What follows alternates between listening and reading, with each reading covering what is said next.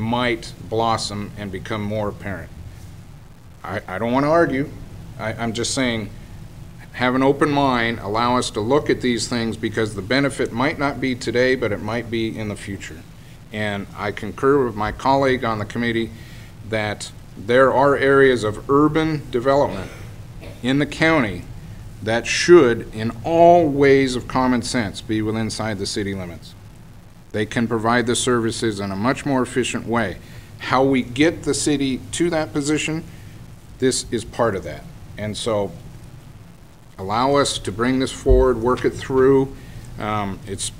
Things have changed, et cetera, and I think it's in the best effort of all of our hearts to come to this agreement as much as we can to provide efficient services to all citizens, not bound by just jurisdictional boundaries. Supervisor Pinchot. I don't want to belabor this, but just a further comment. The city of Ukiah by law cannot spend their tax dollars outside of their jurisdiction, where the county of Mendocino, because the city spends their tax dollars throughout the county. So that's the way the law is set up.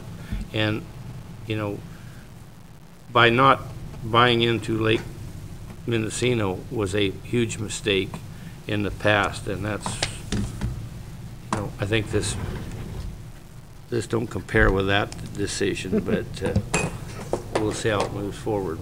I appreciate what Supervisor Delbar said, that he don't support the tax sharing agreement without the annexation proposal hand in hand. That's a real bright side in the conversation this afternoon.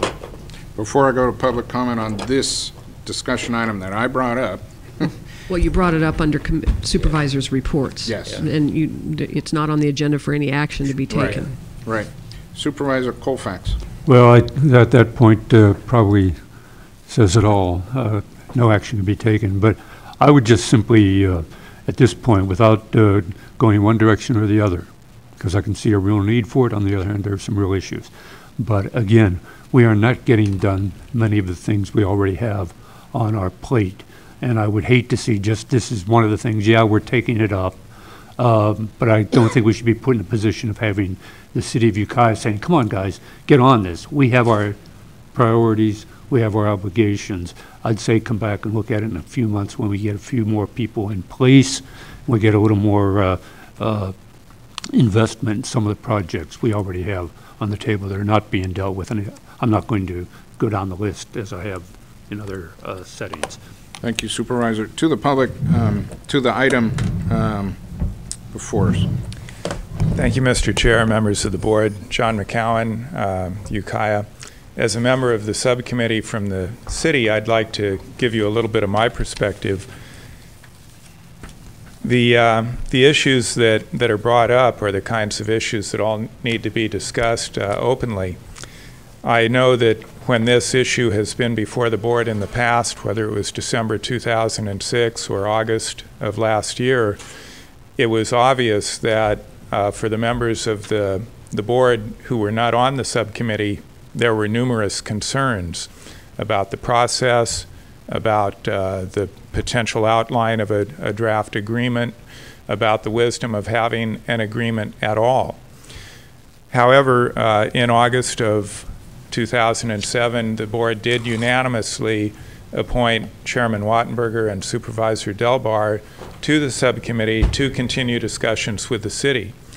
We did have a meeting with your representatives, myself and Mayor Crane, I think the end of September, beginning of October, and we all agreed in concept that we still thought it was in everyone's interest to reach a tax sharing agreement.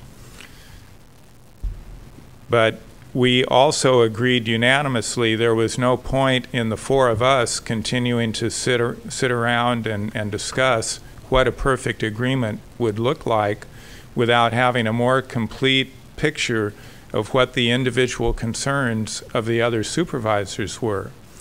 And so it's my recollection that we agreed that that Supervisors Wattenberger and Delbar would request that this item be put either on a regular agenda for board discussion, or I think perhaps preferably a workshop, so that it doesn't fall in the middle of a long agenda, but it can be a separate item where we can have a thorough discussion of all of the issues, and at that time the board can decide, is there any interest in going forward with a revenue sharing agreement or not? Not going forward means we're stuck where we've been for the last 30 or 40 years with no progress, no logical plan for the provision of services in an expanding urban area. And I don't think we serve well the citizens of either jurisdiction. And I also disagree that nothing would come to the other districts. If there were a revenue sharing agreement in place, the county today would be getting a share of the city's sales tax revenue. This agreement that we were contemplating only applies to the 95482 zip code. So any sales tax revenue that the county currently receives in other areas, Redwood Valley, Laytonville, Talmadge, anyone with their individual zip code, county gets 100% of that revenue. New increases in revenue within the 95482 zip code, whether it's from new businesses or existing businesses, would be split according to the agreed upon formula. So if that agreement were in place, I believe the city would be writing you a check today. So, you know, I just ask you to keep an open mind, and ideally you can set this for a workshop where we could have a free and open discussion between members of the City Council, yourselves, and our respective staffs, and let's get all the issues out on the table, find out what all the concerns are, and hopefully we can find a way forward that serves the citizens of both of our jurisdictions. Thank you. Yes, it did. I think we need to get this before the full board, get some of these things out and be done with it. We have an economic development workshop. This is part of that whole perspective. I would suggest here that we rather than have a workshop that we spend a lot of time going around and around, but a well-structured hour and a half in a workshop that is going to be dealing with a whole range of issues might give us an opportunity to get on it, pay attention to it, and say, okay, now we know where we stand, and then move on. But at least we would all be on the same screen, if not on the same page. Okay. Thank you. I don't know. Well, is that a doable thing? Ms. CEO, what's the date of that budgetary workshop and the location? March 17th. And defer to the clerk. Is that in this room, or is that in the... The March 17th Economic Development Conference Room C. The budget workshop is the 25th of February. So I'm not sure which one. This would be the March 17th. It's probably both of those two forums, I would encourage the board to move to this room rather than Conference Room C. I don't believe Conference Room C is appropriate for the size of the crowd that we might draw for both of those issues. So I would encourage you to look for opportunities to move it into this chamber, even if you have to reschedule some other areas.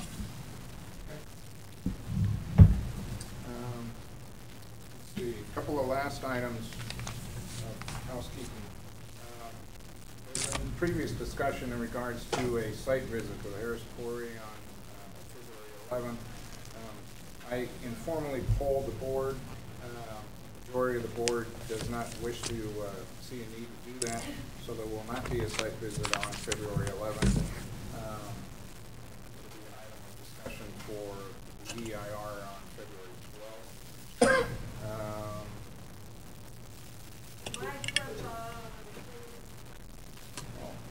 Sorry. No